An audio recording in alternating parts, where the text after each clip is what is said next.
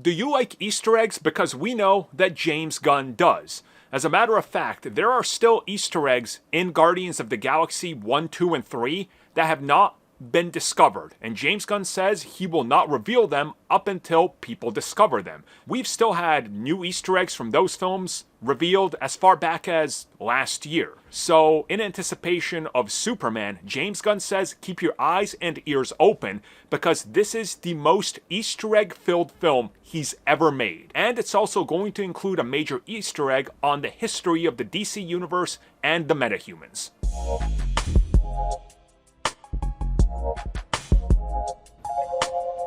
So, just on face value, right? We know that even without him confirming this, we know and knew that there was going to be a ton of Easter eggs just because of the fact that Superman is, a few years into his career and he's being dropped into this world where things are just happening. You expect kaijus to invade. You expect superhumans and metahumans and all this stuff to be happening.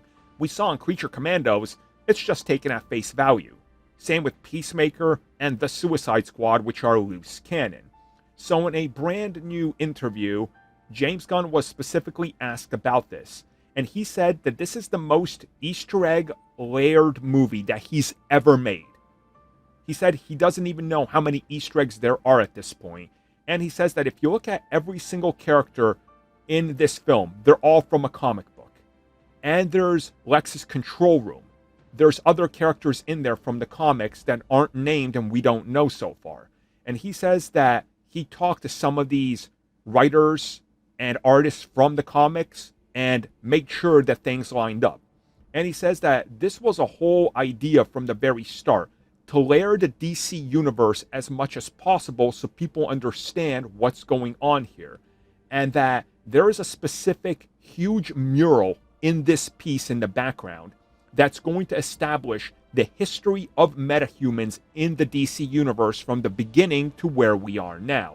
And that this is one of those things that's to the public. The public can go and look at this in this DC universe and understand the rich history, the heroes, where they come from, who they are, what they represent, and places that are cities that are stand-ins for other locations, like New York is Gotham, Los Angeles, Central City.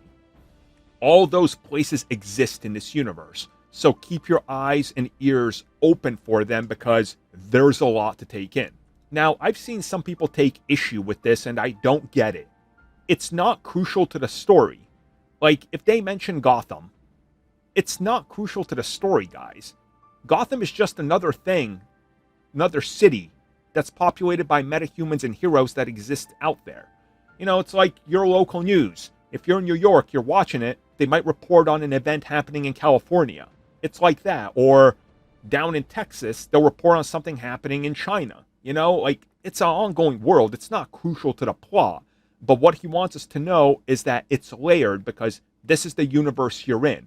This isn't the first time aliens have showed up on the planet. As a matter of fact, they've been around for 300 plus years. And the world just accepts this. It's like, oh, another kaiju in Metropolis, huh? Man, maybe I should move to Gotham. At least there's only a killer clown there, It's a different world. And they want us to know that this is just commonplace. And I really like that. It's a good new approach to just jump into it and be like, yeah, here's the world. Have at it. Thank you for checking out that video. And thank you for your continued support. Feel free to like, share, subscribe, do whatever you will. And if you're so inclined and would like some additional content from us, which includes unfiltered content and bonus discussions, we do offer exclusively in our member section. We hope to see you there. So thank you for watching and have a good one.